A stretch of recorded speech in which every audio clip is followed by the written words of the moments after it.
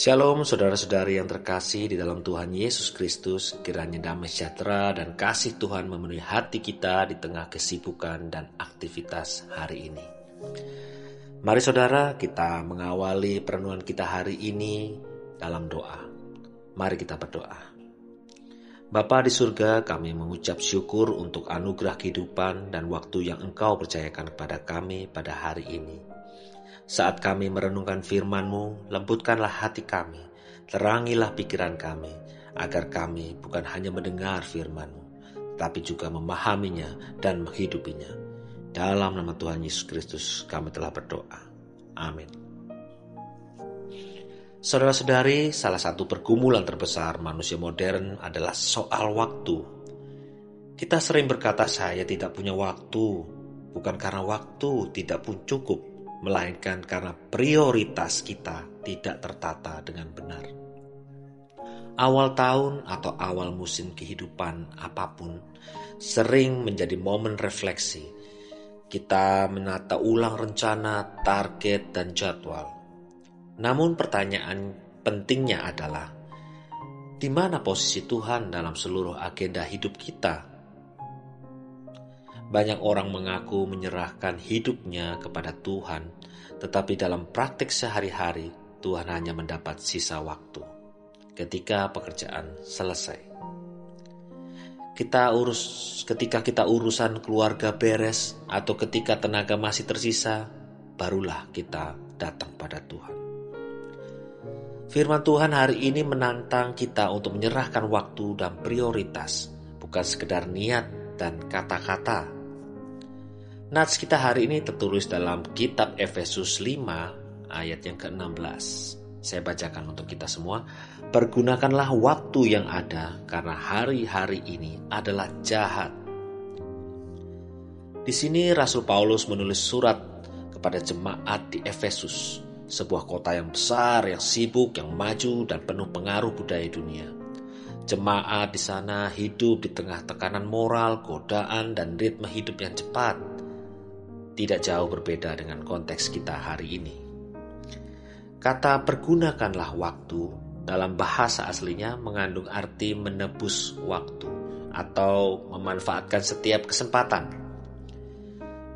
Rasul Paulus tidak sekedar berbicara tentang manajemen waktu, tetapi tentang kepekaan rohani kita. Menggunakan waktu sesuai kehendak Allah di tengah dunia yang mungkin sudah rusak dan penuh dengan distraksi. Karena hari-hari ini adalah jahat, berarti waktu dapat dengan mudah dicuri oleh hal-hal yang tampak penting, tetapi sebenarnya menjauhkan kita dari kehendak Tuhan.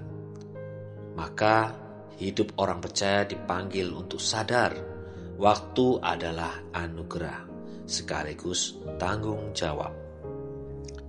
Saudara-saudari yang terkasih, cara kita menggunakan waktu sesungguhnya mencerminkan siapa yang paling berkuasa atas hidup kita. Apa yang kita prioritaskan, itulah yang kita anggap bernilai.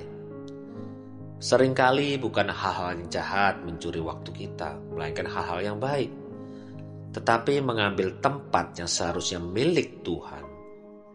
Pekerjaan, pelayanan, keluarga, bahkan aktivitas rohani sekalipun dapat menjadi penghalang jika Tuhan tidak lagi menjadi pusatnya.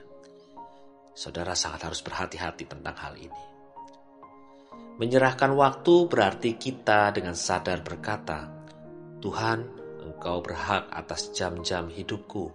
Engkau berhak menentukan arah hidupku. Ini bukan soal berapa lama kita berdoa atau membaca Alkitab, tetapi apakah Tuhan hadir dan memimpin dalam rutinitas kita, dalam kerja kita, dalam kita mendidik anak, dalam kita membangun relasi, dalam kita mengambil keputusan. Tahun demi tahun dan hari demi hari yang diserahkan pada Tuhan bukanlah tahun tanpa kesibukan, tetapi tahun di mana Tuhan tidak dipinggirkan oleh kesibukan kita. Apa yang bisa kita lakukan secara nyata? Pertama, berani mengevaluasi jadwal hidup kita.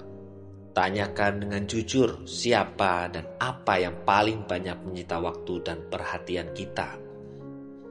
Yang kedua, beri Tuhan waktu yang terbaik, bukanlah sisa dari waktu kita. Mulai hari dengan Tuhan, libatkan Dia dalam perencanaan dan mengakhirinya dengan refleksi di hadapannya. Ketiga, selaraskan prioritas dengan kehendak Tuhan. Tidak semua yang mendesak itu penting, dan tidak semua yang penting itu mendesak. Mintalah hikmat Tuhan untuk membedakannya. Keempat, hidup dengan kesadaran bahwa waktu sangatlah terbatas. Setiap hari adalah kesempatan untuk memuliakan Tuhan, mengasihi sesama, dan melakukan kehendak-Nya. Sebagai kesimpulan, saudara-saudari yang terkasih, penyerahan total bukan hanya tentang iman yang diucapkan, tetapi tentang waktu yang dipersembahkan. Tuhan tidak mencari sisa hidup kita, melainkan seluruh hidup kita, termasuk detik-detik yang kita jalani setiap hari. Kiranya kita mau belajar berkata, Tuhan, ajarlah aku menata waktu dan prioritas, supaya hidupku berkenan di hadapan-Mu. Mari kita tutup dalam doa. Mari kita berdoa.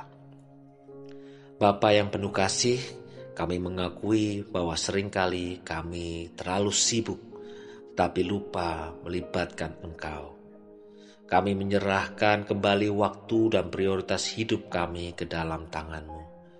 Ajarlah kami mempergunakan waktu ini dengan bijaksana, agar setiap hari hidup kami bisa memuliakan nama-Mu. Di dalam nama Tuhan Yesus Kristus kami telah berdoa. Amin. Kiranya Tuhan memberkati saudara-saudari dalam setiap langkah dan aktivitas hari ini. Dan kiranya Roh Kudus menuntun kita untuk hidup dengan waktu yang ditebus dan prioritas yang benar di hadapan Tuhan. Shalom.